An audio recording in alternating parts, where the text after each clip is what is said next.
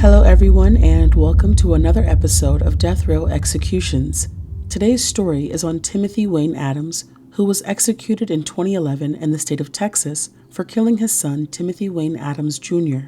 Timothy Wayne Adams was born on August 22, 1968, in Houston, Texas, to parents Columbus and Wilma Adams. He grew up in a religious household with two younger siblings, Stacy and Chadrick Adams. The family attended church every Sunday and were members of the New Pleasant Grove Missionary Baptist Church. Timothy's father, Columbus, was a respectable man who served in the Vietnam War, and after his military career, he lived his civilian life working as a fireman for the Houston Fire Department. Wilma was a stay-at-home mom and did everything she could to make sure her children grew up to be respectable human beings. She also did her best to try and instill responsibility and good work ethic in her children. Each child was assigned a chore, and Timothy's designated jobs were yard work, trash duty, and making all of the beds in the home. Timothy lived in a well-structured home, and to others in the neighborhood, the Adams family was the example model family. Timothy never got into any trouble and was gentle growing up, but he never told his parents that he struggled with anxiety, which caused him to stay to himself and avoid others. Timothy attended Bruce Elementary School, joined music, and started learning how to play the guitar and violin. He would break up fights in the neighborhood despite his anxiety, but once he graduated elementary school and went on to Kirby Middle School, his anxiety got worse. It got so bad that he was unable to join sports teams, even though he had a passion for sports as well as music. His anxiety was also so bad that he never ate in the cafeteria with other students, and instead, he would eat alone in the library. His family did encourage him to continue playing instruments, so he joined the band throughout middle and high school and ended up earning a music scholarship to college. Timothy was able to earn his scholarship despite having a learning disability that prevented him from comprehending words and memorizing information, which in turn made academics hard for him. He also defined himself as a square and never drank or experimented with drugs throughout his time in school. Despite his parents believing that he was a good young man, his father Columbus encouraged him to join the military and follow in his footsteps because he felt the military would teach Timothy a valuable lesson. Timothy ended up taking his father's advice, and in December of 1986, instead of going to college, he went to basic training, and in April of 1987, he was stationed outside of Nuremberg, Germany. Timothy left behind his family and his high school girlfriend, Cynthia Brown, whom he remained in a relationship with after deciding to join the military. Timothy was now a soldier and was tasked with working in the arms room. He enjoyed this position because he was able to interact with only a few people. During weekends, he stayed in a bunk room and did not travel like other soldiers because he claimed he was too anxious. Timothy was not in Germany for long before he was contacted by his girlfriend, Cynthia Brown. She let him know that she was pregnant with their child.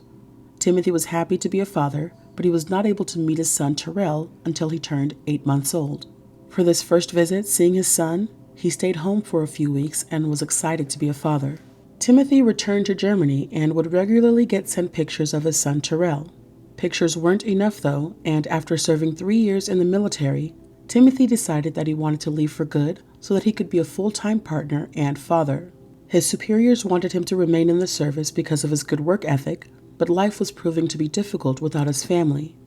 Timothy was honorably discharged and went back home to live a civilian life. Civilian life was tough, though, because his military skills did not transfer over to a civilian workplace. Columbus tried to convince Timothy to join the fire department just like he did, but Timothy's anxiety prevented him from doing so. His father did not give up on him and eventually helped him get a job at Boss Furniture. He worked there for a couple of years before changing career paths and getting into security. After working security for a while, Timothy wanted to take advantage of the GI Bill and go back to college. Unfortunately, he said that school, work, and home life was too difficult to juggle, so he dropped out of college. His girlfriend Cynthia was also having a hard time staying committed to Timothy. They had been together since high school, and she was only 24 years old. As they got older, they matured into different people, and the love that was once there was not the same. Cynthia made the choice to leave Timothy, so she moved out of their shared apartment and took Terrell with her. Cynthia leaving affected Timothy negatively. He withdrew from family and friends and moved all the way across town to be away from everyone. In 1994, Timothy's childhood friend Roger moved in with him for a year, and for a short time, Timothy considered rejoining the military but changed his mind because he did not want to be away from his son Terrell for long periods of time. Instead, Timothy started working security at a stop-and-go from 1994 to 1997. While working there, he befriended Police Sergeant Kent Kinnaid of the Houston Police Department. They were so close that Kent introduced his mother and 13 daughters to Timothy. Unfortunately, Sergeant Kent lost his life during a traffic stop. This was another incident in Timothy's life that crushed and affected him. He became more reclusive and changed jobs to work security on night shift so he would not have to interact with people. Timothy's brother Chadwick graduated college and became a counselor. He said that he believes Timothy was unable to discuss his feelings with others and held everything in. Timothy fell further away from family and the church. It wasn't until a couple of years later in 1999 that Timothy met a woman he hit it off with. Emma Turner was her name, and she was a social butterfly who put some life into Timothy.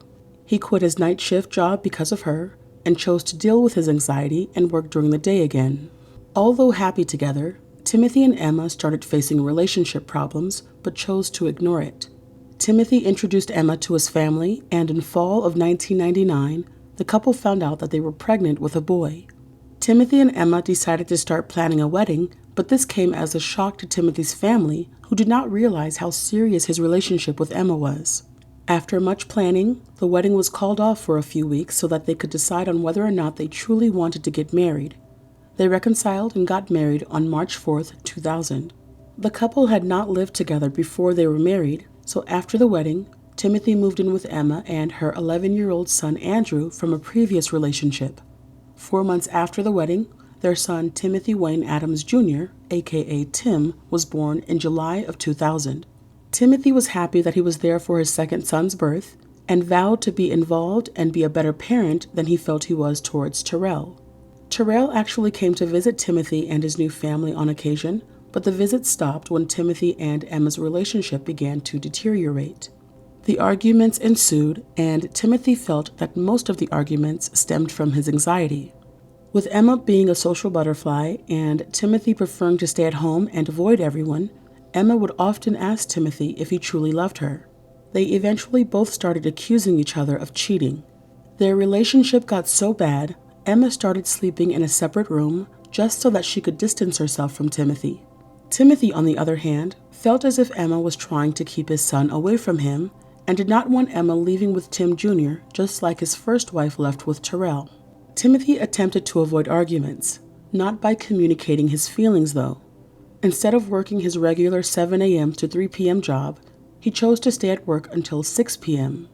Their marital issues became so noticeable that Diane, who was a divorcee herself, decided to offer help with Timothy's marital issues. Another one of Timothy's coworkers by the name of Heather once spoke with Emma after answering a phone call at work. She took a message down from Emma and said she would relay the message to Timothy. When Heather finally saw Timothy, she told him that Emma said that she and their son would be gone when he got home. Despite this, many of Timothy's coworkers said that Timothy still excelled at his job duties and never missed a day of work. They said he was kind, caring, and warm-hearted despite his home life. At one point, Timothy and Emma eventually ended up separating for a short while. Timothy went to live with his parents for a week, and his parents noticed that he was depressed and overall a different person, but they chose not to intervene. Traveling and going to work became a difficult task for Timothy because between Timothy and Emma, they only had one car, but during their separation, Emma kept the family car. The couple eventually got back together, but on Friday, February 15, 2002, Emma decided to leave their shared home for good and took Tim Jr. with her because she found out Timothy was keeping a gun in the house. Emma, Tim, and Andrew moved into her friend Karen's house. The following day, Emma returned to the apartment while Timothy was not there, and she was accompanied by a police officer. On Sunday, Emma and Timothy spoke on the phone, and she told him that she would not be moving back, but she would return a few days later to retrieve the rest of her things. Timothy agreed and said he would not be there when she came, so that she could get her things in peace. Emma went to the apartment on Tuesday, February 19, 2002, but she still needed to retrieve more things, so Timothy said she could return the next day on Wednesday. Emma then made arrangements to meet Andrew at the apartment. It was now February 20th, 2002. After school, Andrew made his way to the apartment complex, and he made it before Emma and Tim did. When Andrew went inside of the apartment, Timothy pointed his gun at him and said, "I should shoot you now." He then ordered Andrew to sit on the floor and then accused him of stealing videotapes from him. He continued talking. He told Andrew that Emma was doing this to him and Emma was going to pay. While waiting for Emma to make it to the apartment, Timothy read a letter to Andrew that he wrote for Emma. Some of the letter read, "Look what you and your selfish pride did. You thought I was playing, now you see I wasn't. Don't ever tell me what I can't do with my own child. You wish you had let me spend some time alone with my child now. You wish you had been calling Tim Jr. now. You wish you had not called me those names now. You wish you had washed my clothes and fixed me something to eat now. You will never forget this, will you, itch? You wish you had just been a wife now, don't you? You should have never tried to take Tim away from me. I told you, itch. I hate you too. You should have loved your husband, itch." Emma eventually arrived, and as soon as she entered the door, she saw Timothy sitting down with a handgun and Andrew was right near him. Emma was carrying Tim Jr. and immediately put him down on the floor and asked Timothy what was going on. Timothy did not verbalize this to Emma, but he was set on killing Tim and himself because he was upset he could not have his family together and in that moment wanted Emma to hurt forever. Emma immediately dialed 911 and as she was on the phone, Timothy yelled at her to put the phone down. Emma ignored Timothy's request and continued talking to the 911 operator, but it angered Timothy even more. He ended up firing the gun in her direction, and a bullet grazed her, causing her to drop the phone. After that first shot, Emma and Andrew ran for the door, leaving Tim Jr. inside. A few minutes later, Andrew came back banging on the front door, pleading for him to let Tim Jr. out. Timothy ignored the cries and pleas. Cops and the SWAT team arrived fairly quickly, and they noticed Timothy from an apartment window holding Tim Jr. with one arm and holding a gun in the other hand. Timothy was also observed assaulting Tim with the butt of the gun. While in the apartment, Timothy had multiple conversations with multiple people, including friends, relatives, co-workers, and the police officers. One of Emma's friends even called Timothy when she saw the standoff on the local news. By the time this friend called, Timothy told her that he had already shot and killed Tim. He also claimed that he shot himself in the stomach. Their phone conversation ended, and Timothy ended up on the line with a member of the Houston Police hostage negotiation team. Finally, the negotiator was able to talk Timothy out of hurting himself, and he walked out of the apartment to surrender. Timothy admitted that he did what he did out of retaliation for his wife wanting to leave him, so he was eventually arrested and charged with capital murder. Timothy took responsibility for his crimes and pled guilty. Despite the guilty plea, Timothy's defense allowed prosecutors to present the entire case. Dr. Seth Silverman, who was a professor at the University of Houston Law Center, was a psychiatrist expert for the defense. Dr. Silverman tried phoning the defense over 20 times to meet with them about Timothy's mental health, but the phone calls were never returned. Dr. Silverman only met with defense once, 1 week before trial, and only met with Timothy once. Dr. Silverman's analysis of Timothy was not complete, and Timothy did not feel comfortable speaking with Dr. Silverman because his lawyers did not explain anything about the meeting and weren't present for the meeting. Dr. Silverman did take to the stand, but admitted that his testimony was not effective. For the punishment phase, a police officer took to the stand and said that Timothy gave him a tape-recorded statement after his arrest. This recording was played in court. In the recording, Timothy explained that when Emma called 911, he snapped and fired at her. He then spoke about how many times he shot Tim, and when asked why, his response was, "My wife was hurting me. She was keeping him away from me. I was going to take him out and me too." During the punishment phase, Timothy also took to the stand. He said that after shooting Emma for the first time, he wanted to fire again, but his gun jammed. By the time he was finally able to unjam his gun, Emma and Andrew had already left the apartment. He said he initially intended to hurt himself because he wanted to avoid spending life in prison and, quote-unquote, Emma would be successful in separating me from him and not letting me love him and him love me. She was not going to get a chance to hurt me or Tim anymore. She wasn't going to keep us apart. She wasn't going to teach him not to love me, and me, I couldn't love him. He then explained the reason for shooting Tim more than once was because the first shot did not kill him. Emma then testified during the punishment phase, and she told the jury that Timothy was very suspicious and jealous and always accused her of sleeping with other men. She said that on occasion, he would secretly follow her to see if she was meeting anyone and had even told her that he was hoping to catch her with another man so he could kill them right then and there. She also said that on Valentine's Day 2001, Timothy listened to one of her phone conversations with a male coworker, and after the phone call ended, Timothy yelled at her and physically assaulted her. Lastly, Emma said that Timothy would often tell her that if she ever left him, she would never see Tim again, and no man would ever raise his child, and she wouldn't raise him either. When it was time for the prosecution's closing statements, they told the jury, "Think about who they brought in here to testify about the defendant. These acquaintances. Who was really a true friend? Who was really somebody he confided with, went to lunch with, as opposed to eating lunch at the same time in the same room with? Really, we all work jobs. How are you doing? How was your weekend? Had a good time? Went to the rodeo this weekend? It was great. Kids had a good time. Bought a pair of boots." These people don't know you. Those people don't know you. Those acquaintances you see at work smile and stand on the elevator talk to you. They don't know you.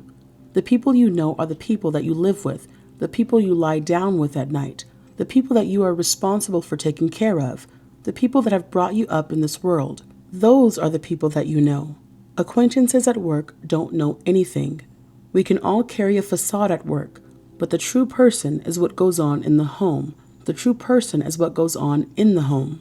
On March 12, 2003, a Harris County jury convicted Timothy of capital murder, and he was sentenced to death on March 18, 2003. Timothy's appeals began the following year. If you recall the closing statements made by the prosecution, he talked about witnesses who testified on behalf of Timothy. Timothy's mother Wilma, father Columbus, siblings, and Terrell were all prepared to testify for Timothy, but they were never called to the stand. Timothy's new attorneys claimed that his lawyers were ineffective during trial and did not call proper witnesses to support him. Another friend of Timothy was a veteran who had earned a Purple Heart and had good things to say about Timothy, but he was not called to the stand.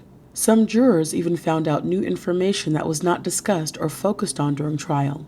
Juror Rebecca Hayes did not recall that Timothy had another son named Terrell. She also expressed that if Timothy's family did testify, it would have given the jury the best insight into his character and religious background. In her own words, the testimonies would have been useful to the jury in deciding whether Tim's life ought to be spared.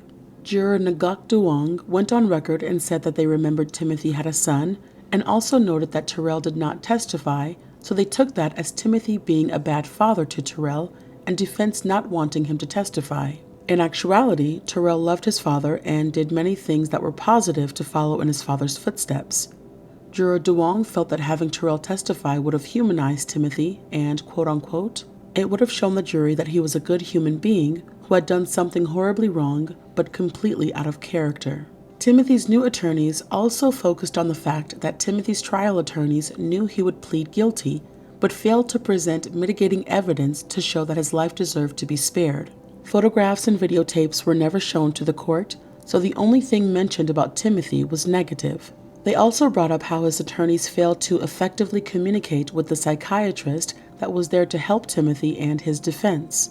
The one meeting they did have was unprofessional because it took place in a bar, and the psychiatrist was unable to bring up Timothy's anxiety disorder.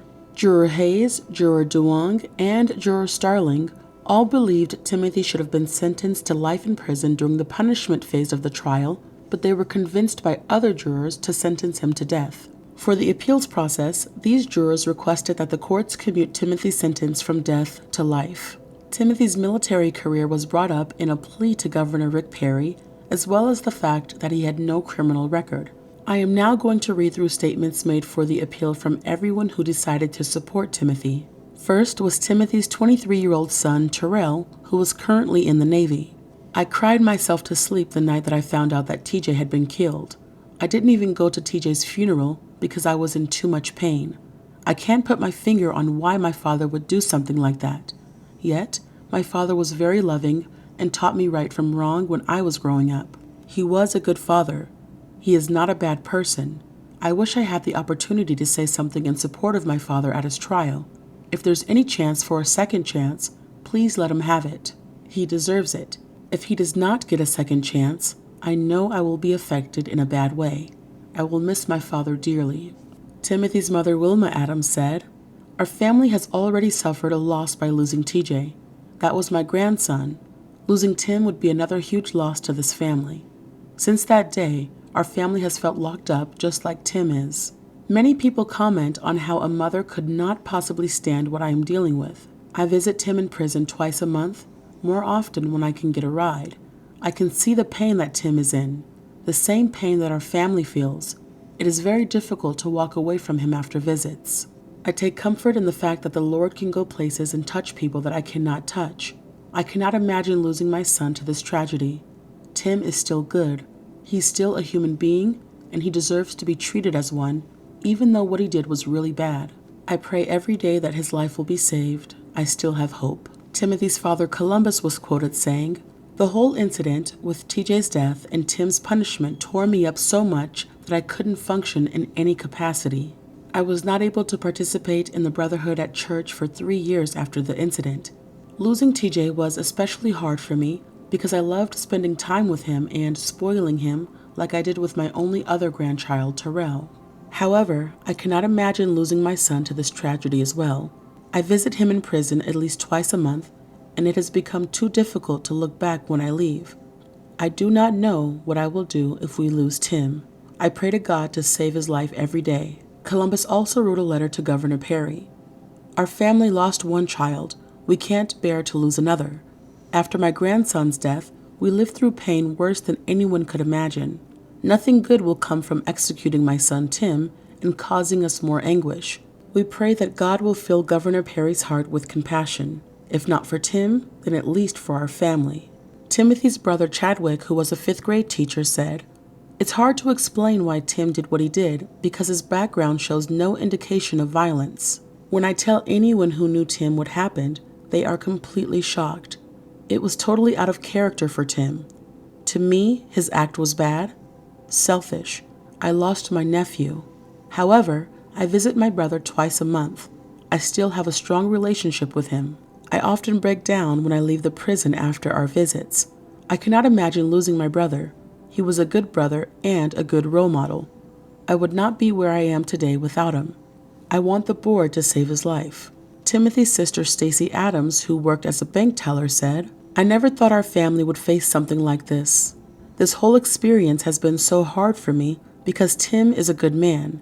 He can still help others. It's going to affect my family in a bad way if he is executed. I would never wish this on anyone, even my worst enemy. It will take a long time to recover. This would just be another huge loss to our family. I only hope that I can stay strong for my parents. I hope the board will spare Tim's life."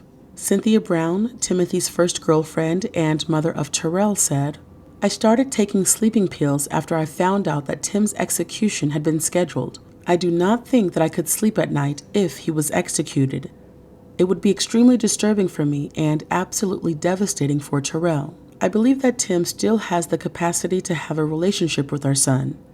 I want him to have the chance to have that relationship with Terrell. I want the board to save his life." Roger West was Timothy's best friend. He was a sergeant in the U.S. Army and recipient of the Purple Heart and 2 Bronze Stars. When he wrote his message for the appeal, he was actually awaiting his 5th deployment to Iraq. His message read, "I could never imagine Tim committing this crime intentionally. I know that he loved his son. His family members are good people, and they have had to suffer more because Tim was rushed through the system. He is an honest man with a loving heart, loving family, and outstanding military record. I consider Tim a brother. I pray that Tim's life will be spared." Joseph Washington, another one of Timothy's friends who was a former soldier, said, "I still have no idea how this situation happened. I know that it was not really Tim that day. He was a good person and very giving. Tim's family structure was great, and I know that his family has suffered terribly. I have known Tim for almost 30 years. I was the best man at his wedding, and I looked at him as a brother. I hope that the board will spare Tim's life." Tim's old Sunday school teacher, Verlene Edmond, was quoted saying, "I was so surprised when I heard what happened with Timothy that it took my breath away. I did not see him as the type of person who would deliberately kill anyone. I continue to write Timothy and encourage him. I believe that God is a forgiver and that Timothy should get another chance to be a productive citizen. I believe Timothy has already repented. Everyone at our church is praying for him. Timothy is a part of my heart, and I hope that he will get a second chance at life. Timothy's cousin, Sunita Parker, said, I could not believe it when I heard what happened with Tim. The person who he was when he committed the crime is not the person who he is. Tim still has the ability to impact others' lives positively. He has corresponded with my daughter and taught her new prayers. He was like a big brother to me, and I hope his life will be saved. His family will be devastated if his sentence is not commuted. Rebecca Hayes, a juror at Timothy's trial, who worked as a high school administrator, said, I served as a juror during Timothy Adams' capital murder trial in 2003. During jury deliberations, I initially voted to spare Timothy's life, even though I had a son at the time of the trial, and found it difficult to imagine how a person could commit such a crime. I felt pressured by the other jurors to change my vote, even though I did not believe that Timothy deserved a death sentence. Those deliberations were the most emotional experiences of my life, and I have carried the guilt around for years, knowing that I sentenced Timothy, a man who had done wrong, but who was otherwise a good, religious, and hardworking person, to death. After the trial, I learned additional information that confirmed my conviction that Timothy should not have been sentenced to death. To this day, I do not believe that Timothy Adams deserves to die for his crime. I strongly urge the Texas Board of Pardons and Paroles, as well as the governor, to not repeat my mistake and instead recommend a commutation of Timothy's sentence from death to life imprisonment. Ngok Duong, who had a career as a public school teacher, said, I served as a juror during Timothy Adams' capital murder trial in 2003. During jury deliberations, I initially leaned towards sparing Timothy's life because I felt like the death penalty was too harsh for him. Timothy was so remorseful during the trial, and I could tell he was hurting a lot. It was difficult for me to imagine that such a quiet, guilt-ridden man could commit such a crime. Eventually, I made the decision to vote for death because the other jurors pressured me into believing that Timothy was a cold-hearted man. Since the trial, I have learned new information that would have made me fight for Timothy's life. I do not believe that Timothy Adams deserves to die for his crime. Timothy's attorneys also expressed in appeals that while on death row, Timothy had not had one disciplinary write-up, and although he still struggled with anxiety, he had a newfound devotion to Christianity. They focused on how he still corresponded with many people who made statements for the appeal, and his old supervisor, Diane Garcia, was still maintaining his commissary account. On Thursday, February 15, 2011, Texas Attorney General made a statement to the press that Governor Perry denied a stay of execution, Timothy exhausted all of his appeals, and his execution was scheduled for Tuesday, February 22, 2011 at 6 p.m. 42-year-old Timothy, who was 5'6", 241 pounds, had a last meal of fried chicken, French fries, lemon cake, root beer, and Sprite. When it was time for his lethal injection execution, he made no final words. He was pronounced dead at 6:31 p.m. at the Huntsville State Penitentiary in Huntsville, Texas. Thank you all for watching another episode of Death Row Executions. Please like and share this video if you enjoyed it. See you all for the next premiere.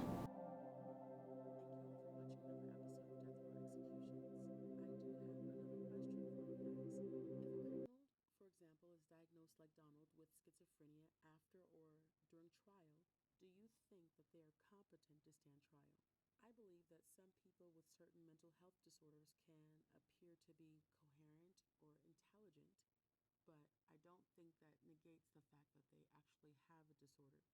Or do you feel that even if they have a disorder, they should still face the death penalty because of their crime? Let me know what you guys think in the comments below, and if you have time, check out my website, deathrowexecutions.net.